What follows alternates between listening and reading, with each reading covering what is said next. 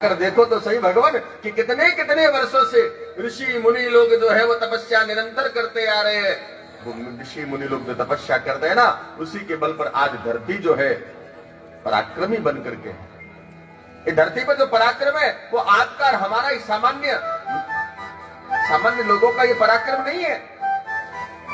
ये तो उन महर्षियों का, उन तपस्वियों का, उन ब्रह्म ऋषियों का है जो युगों युगों से धरती पर, वनों में, जंगलों में, हिमालय की गोद में, गुफाओं में, कंदराओं में तपस्या कर रहे हैं।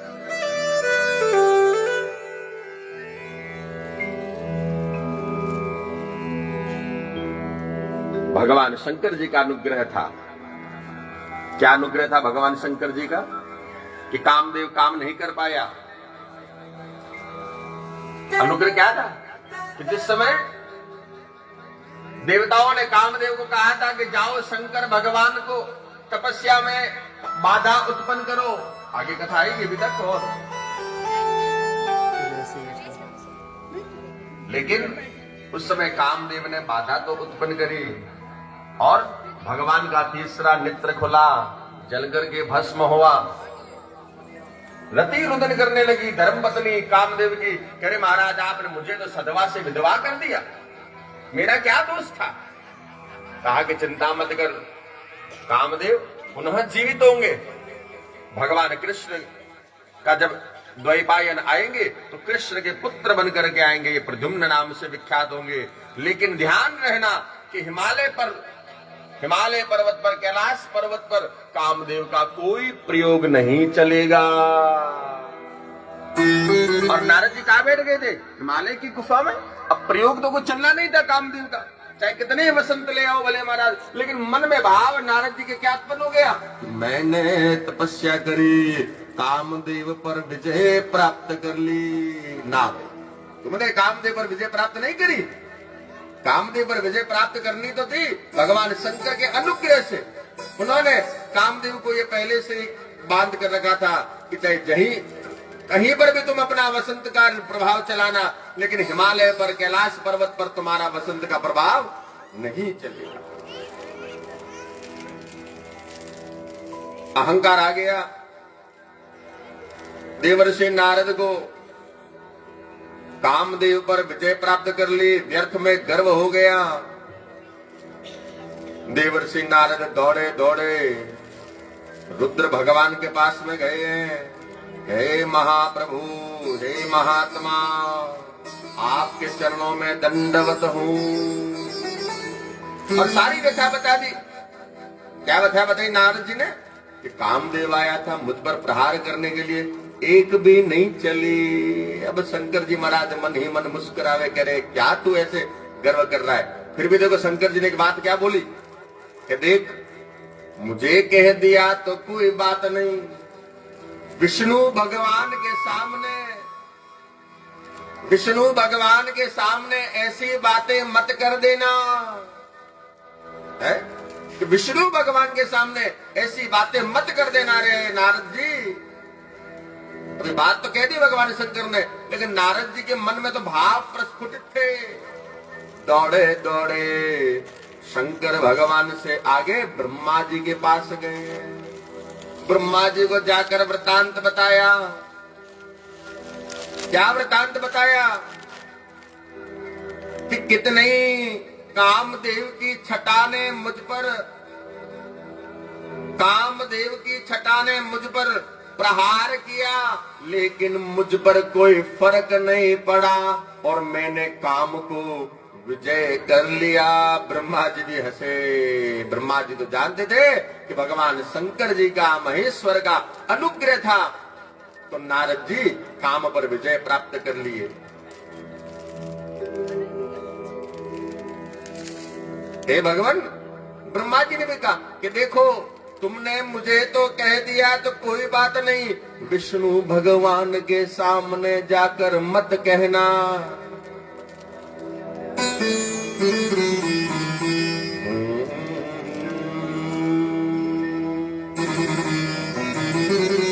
नारद जी बुद्धि महाराज थोड़ी की नष्ट हो गई थी, सीधे विष्णु भगवान के पास में, विष्णु लोक में जाने के लिए तैयार हो गए महाराज। आगच्छन्तं मुनिं दृष्ट्वा नारदं विष्णुराजरा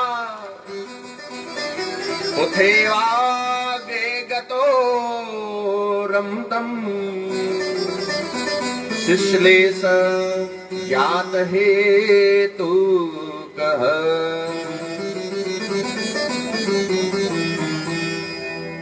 और जैसे ही देवर्षि नारद महाराज विष्णु लोक में पहुंचे, भगवान विष्णु जी खड़े हुए। भगवान विष्णु खड़े हो गए। अब देखो, भगवान विष्णु को खड़ा होने की कोई दरकार नहीं थी, कोई आवश्यकता नहीं थी, लेकिन भगवान विष्णु खड़े हुए और खड़े होकर के नारद जी के सामने गए और कहा, रे आज आप मेरे इस लोक में पधारे हो। तो नारद जी तो और फूल गई महाराज। ले, ये जगत पिता कहलाने वाले मुझे देख करके खड़े हो जाते, यानी मेरी तपस्या का प्रभाव तो है ही है।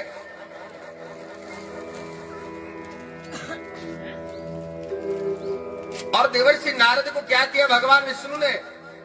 स्व आसने उपाविशत, अपने आसन पर बैठा दिया महाराज। अब तो और बढ़ गए, क्या कर दिया? अपने आसन पर बिठा दिया। क्षीर सागर में महाराज भगवान विष्णु का जो आसन है उस पर देवर्षि नारद को बिठाया और आप नीचे बैठ के लो महाराज। अब क्या होना था? अब तो और बढ़ गया ना उनका महाराज, मन का जो भाव था, अभिमान बढ़ गया कि देखो विष्णु भगवान भी मेरे से नीचे बैठे हैं। लेकिन ये नहीं जानते कि जो नीचे बैठा है वो अधिक शक्तिशाली है। जो नीचे बैठा है वो अधिक शक्तिशाली है। मन का भाव परिवर्तन कभी न करना चाहिए। जिस प्रकार वक्ता आसन के ऊपर बैठते हैं, श्रोता उसी व्यास आसन के नीचे विराजमान होते हैं, तो वक्ता को कभी विचार न करना चाहिए कि श्रोता कमजोर है। श्रोता कमजोर नहीं होता। श्रोता तो जिज्ञासु प्रवृत्ति का होता है। वक्ता का एक सम्मान होता है कि वक्ता को सम्मान प्रदान करे, व्यासपीठ को सम्मान प्रदान करे, लेकिन श्रोता को कमजोर नहीं मानना चाहिए। श्रोता को कभी छोटा नहीं मानना चाहिए। व्यासपीठ पर बैठा, व्यासासन पर बैठा जो गुणीजन होवे, वो तो महाराज बोल बोल करके, ज्ञान को शिक्षा दे दे करके अपने 4 घंटे 5 घंटे भगवत कर्म में निपुण कर लेता है। लेकिन श्रोता जन जो बिल्कुल मौन होकर के ग्रहण करता है महाराज, वो भी छोटा नहीं माना जाता। लेकिन देवर्षि नारद ने महाराज आज क्या मान लिया कि विष्णु भगवान मुझसे नीचे बैठे हैं और नीचे बैठने वाला तो महाराज छोटा ही होता है।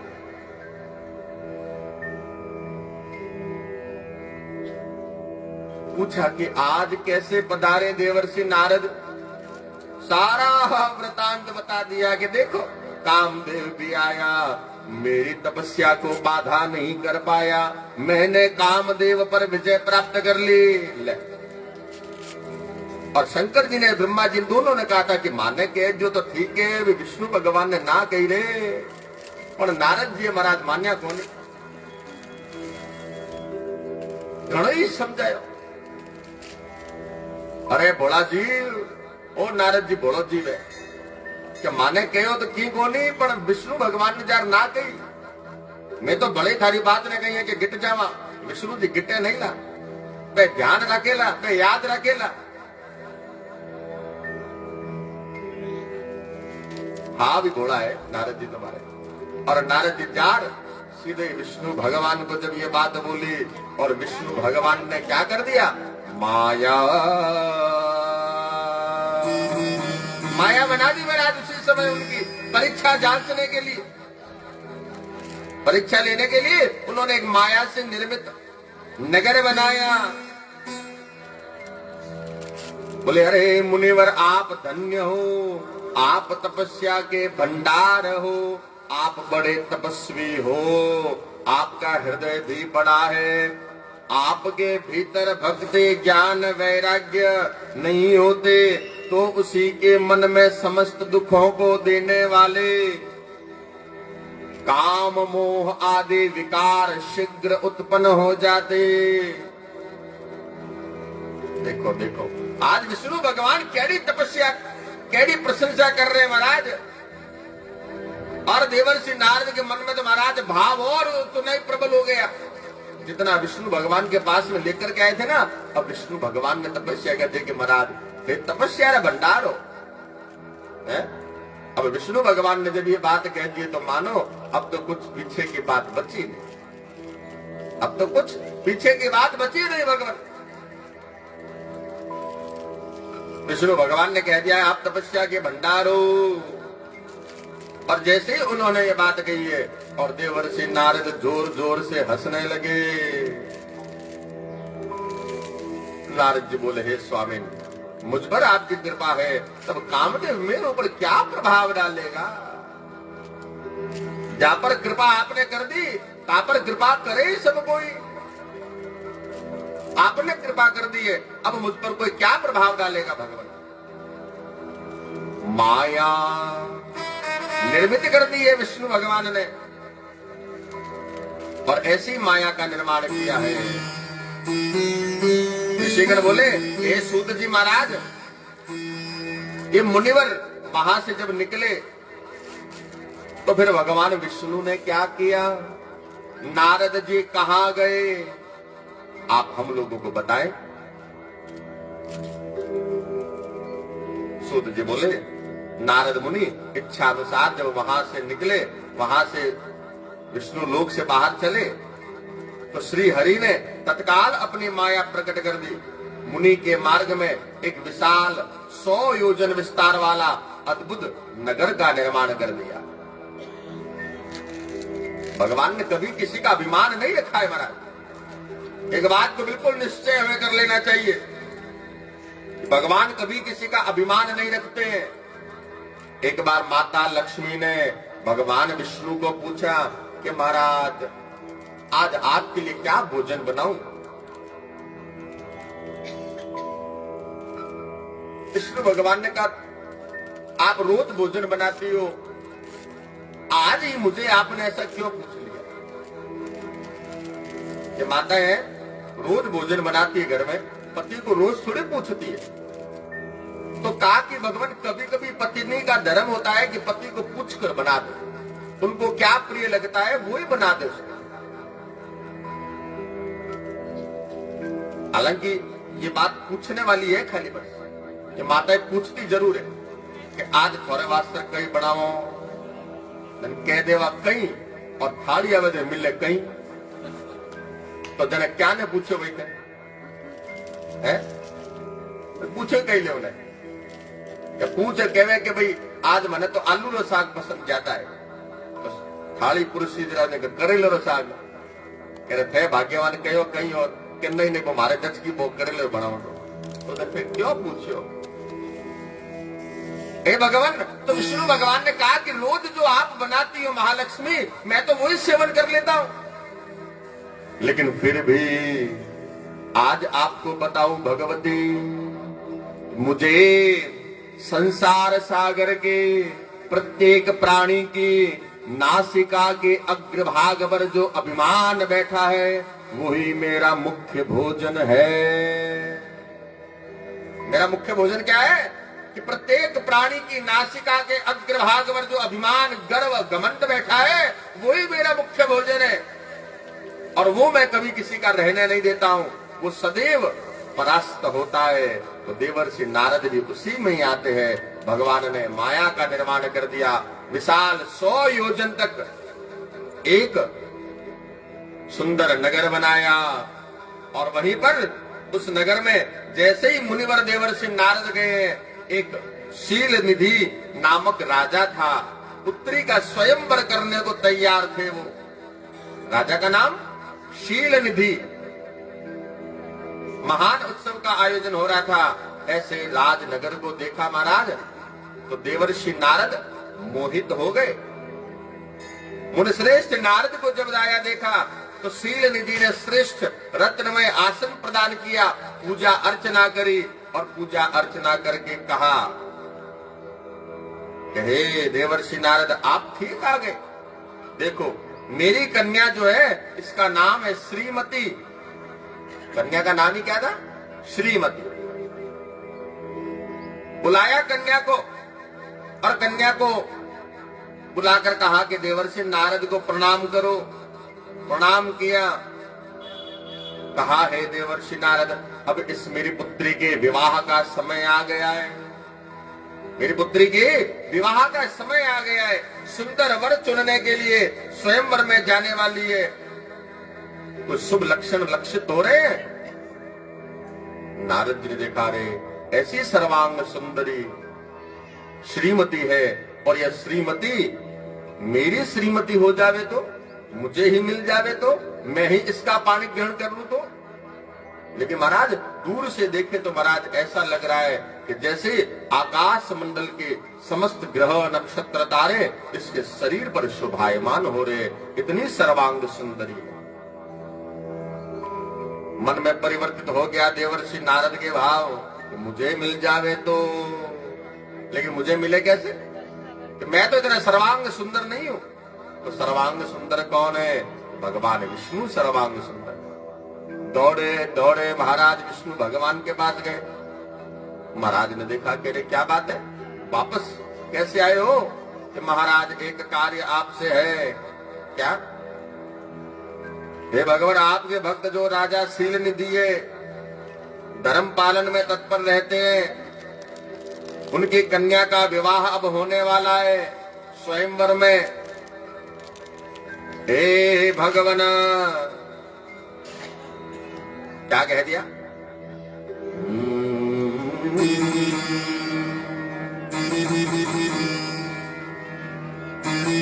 ध्यान से सुनिएगा। यदि दास्यसि रूपम में, यदि दास्यसि रूपम में,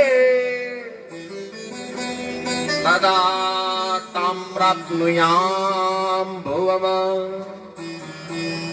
त्वद्रूपम साविना कंठे जयमाला न धास्यति। क्या कह दिया? शील निधि अपनी पुत्री की इच्छा अनुसार स्वयंवर कर रहे हैं।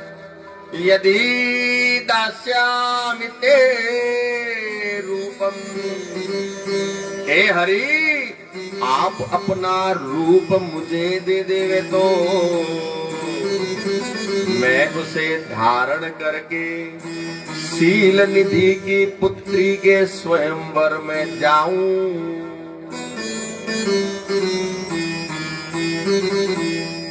और आपका रूप, हरि का रूप जब तक नहीं मिलेगा मुझे, तो वो मेरे गले में जयमाला नहीं पहनाएगी। हे नाथ, मैं आपका प्रिय सेवक हूँ, अतः आप मुझे अपना स्वरूप दे देवे, ताकि श्रीमती मुझे निश्चय ही वर्ण कर लेवे। विष्णु भगवान ने कहा, मुनि अभिष्ट स्थान में जाइए, मैं उसी तरह आपका हित साधन करूंगा जैसे श्रेष्ठ विद्य करते हैं।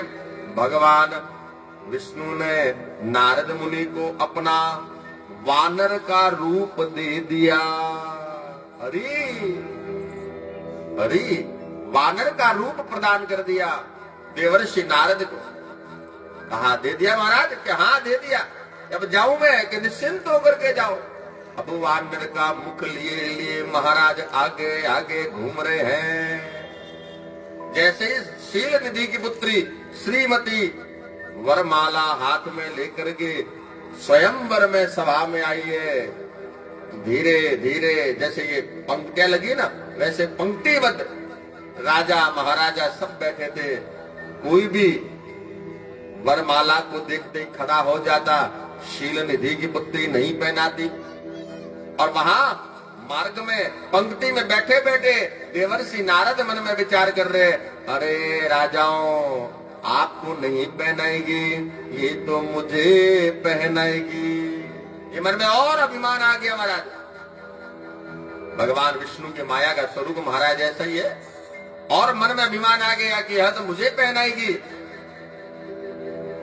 और जैसे ही आगे आते आते गए, देवर्षि नारद जहां बैठे थे वहां तक भी आइए।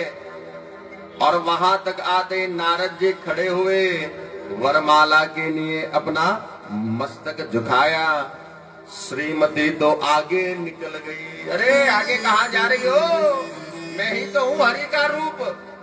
मन में ख्याल कर रहे, मुझे छोड़ करके किसको जयमाला पहनाओगी। और अब जैसे ही वो जा रही है, श्रीमती उसके पीछे पीछे चलकर उसकी जयमाला के आगे कभी ऐसे कभी ऐसे कभी ऐसे कभी ऐसे ऐसी करतूतें कर रहे देवर्षि नारद, जैसे कोई छोटा बालक करतूत करता है भगवान। लेकिन श्रीमती ने जयमाला नहीं पहनाई। और स्वयंवर सभा में अचानक श्री हरि विष्णु भगवान का प्रादुर्भाव हुआ। ढोल नगाड़े दुंदुभियां बजने लगे।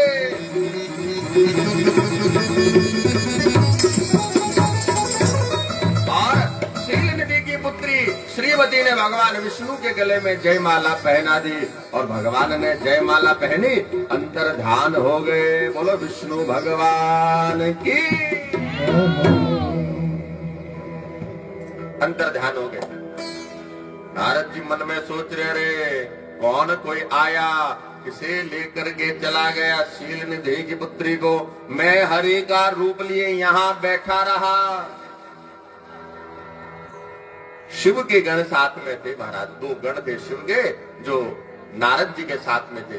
और नारद जी को उन्होंने कहा भी कि हे देवर्षि नारद, आप किस मुंह से चाहते हो कि वो आपको जयमाला पहनाए? अपना मुख तो देखो।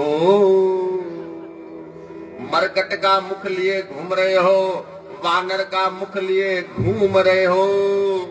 अरे ब्राह्मण हूं मैं और ब्राह्मण की इतनी निंदा करते हो। महाराज हम निंदा नहीं कर रहे, आप स्वयं ही देख लो। जैसे ही दर्पण में देखा है महाराज, अरे ये क्या? मैंने तो हरि से रूप मांगा था सर्वांग सुंदर का, और हरि ने मुझे ये वानर का रूप कैसे दे दिया। दौड़े दौड़े विष्णु भगवान के लोक में गए। और विष्णु भगवान के लोक में गए देवर्षि नारद, और विष्णु भगवान को क्रोध पूर्वक फटकार लगाई और श्राप भी दे दिया विष्णु भगवान को। क्या दिया? स्त्री कृते व्याकुलम विष्णु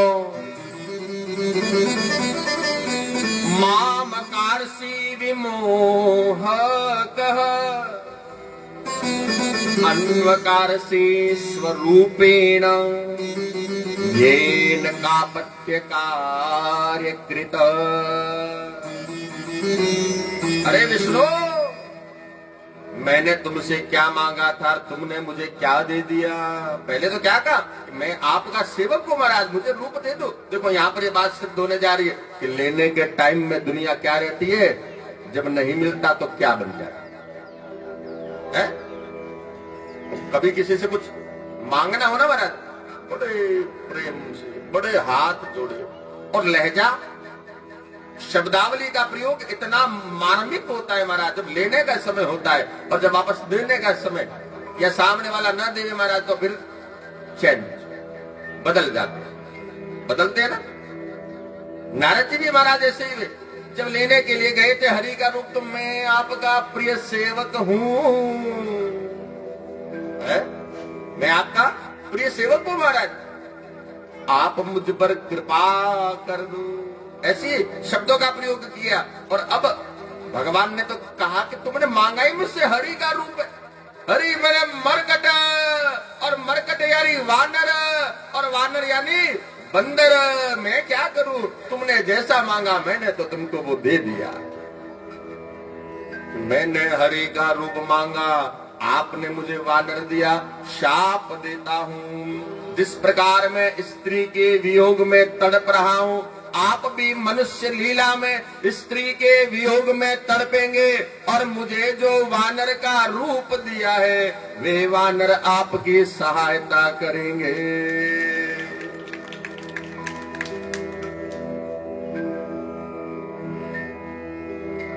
स्वीकार कर लिया भगवान ने कि लाओ नारद जी, आपने दिया तो महाराज मैं मना कैसे कर सकता हूं। देवर्षि नारद का दिया गया शाप भी भगवान ने स्वीकार कर लिया और अब महादेव बाबा ने और विष्णु भगवान ने वो माया वापस खींच ली देवर्षि नारद की।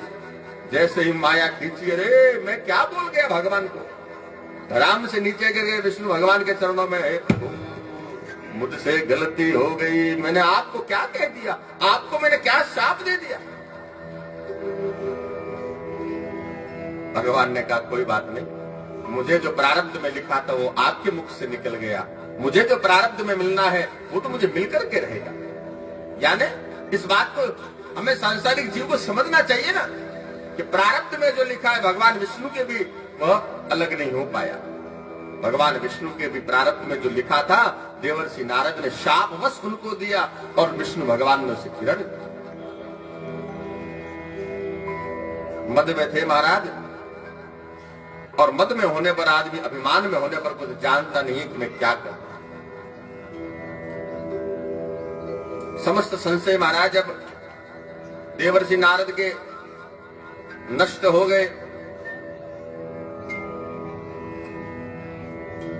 नारद जी शिव तीर्थों में भ्रमण करने लगे और शिव तीर्थों में भ्रमण करते करते शिव गणों को शापोद्धार की बात करते हुए ब्रह्मलोक में गए। ब्रह्मा जी से शिव तत्व के विषय में प्रश्न किए। महाराज शिव तत्व आप मुझे बता दो ब्रह्मा जी। ब्रह्मा जी ने कहा शिव के तत्व को जानने के लिए युग युगांतर भी लग जाए ना महाराज तो कम है।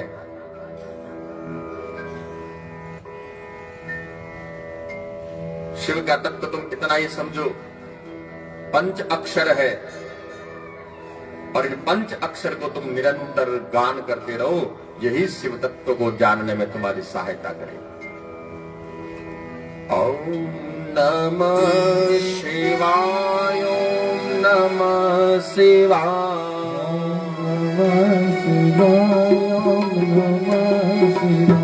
ओम नमः शिवाय, ओम नमः शिवाय,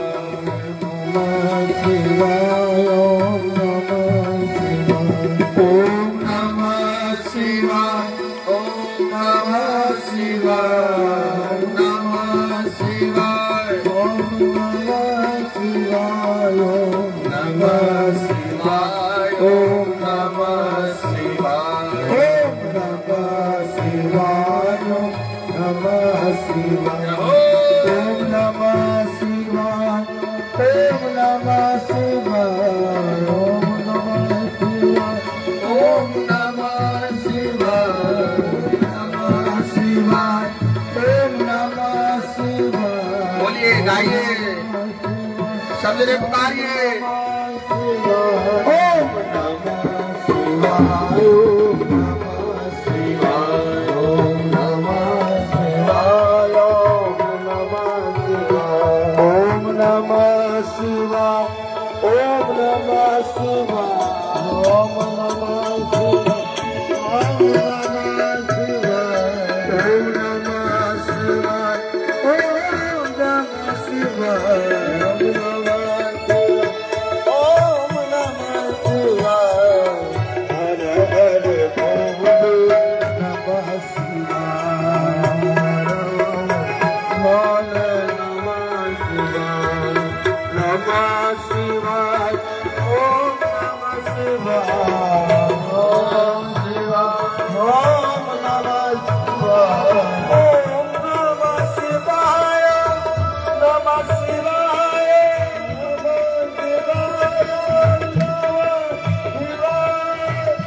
शिवाय, ओम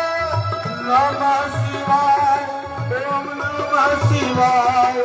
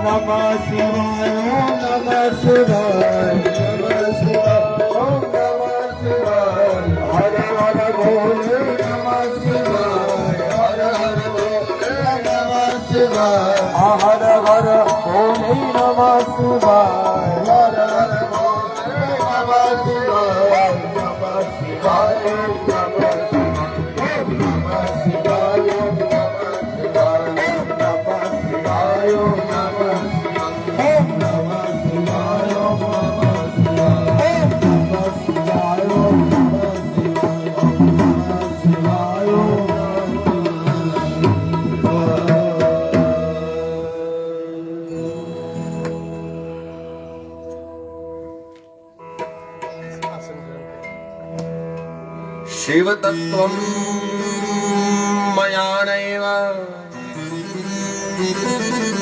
विष्णुनापि यथार्थतः ज्ञातं च परमं रूप अद्भुतं च परेण न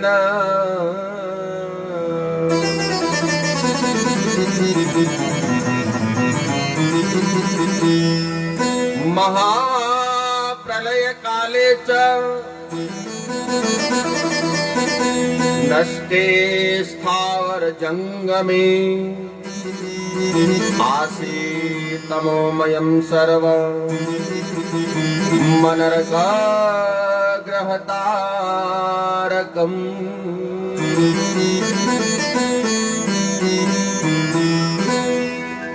शिव तत्व का स्वरूप बड़ा उत्कृष्ट है, अद्भुत है,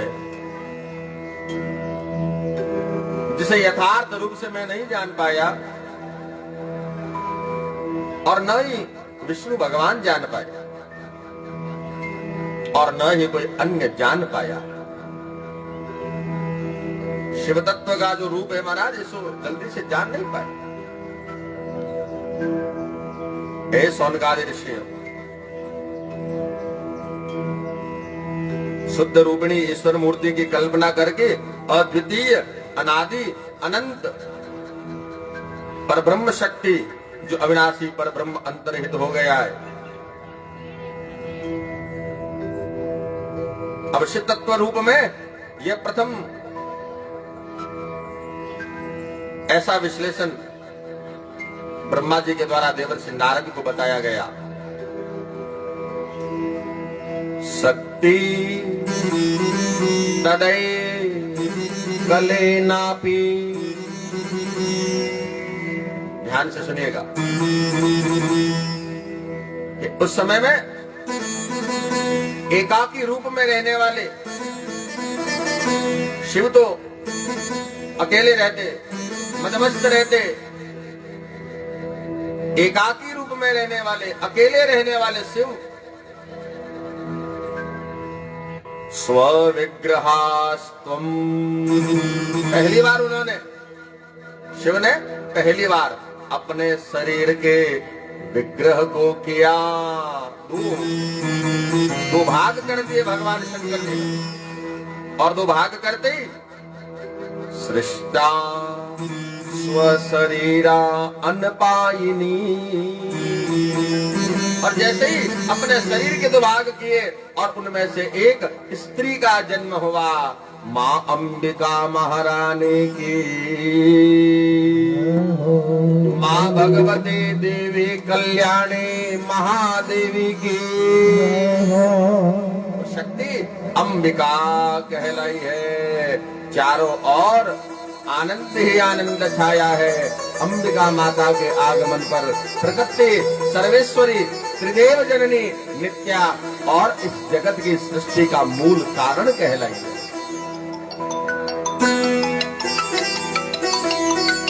सदाशिव द्वारा प्रकट की गई शक्ति की 8 भुजाएं, मुख शोभायमान विचित्र, अकेली मुखमंडल में पूर्णिमा के 1000 चंद्रमाओं की कांति धारण करने वाली,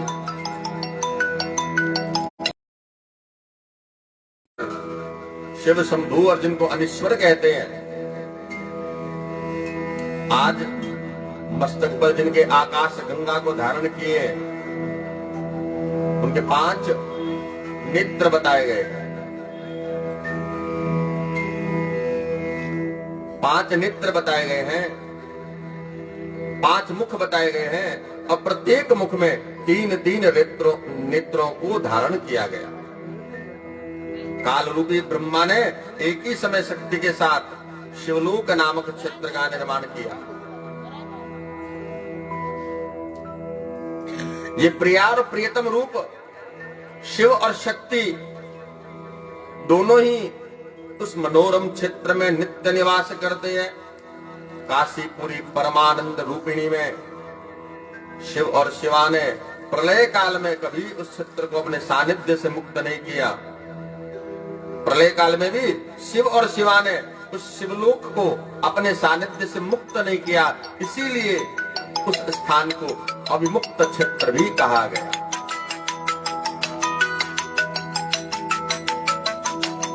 एक समय की बात है, आनंद वन में रमण करते हुए शिवा और शिव के मन में इच्छा हुई कि हमें किसी दूसरे पुरुष की भी सृष्टि कर देनी चाहिए।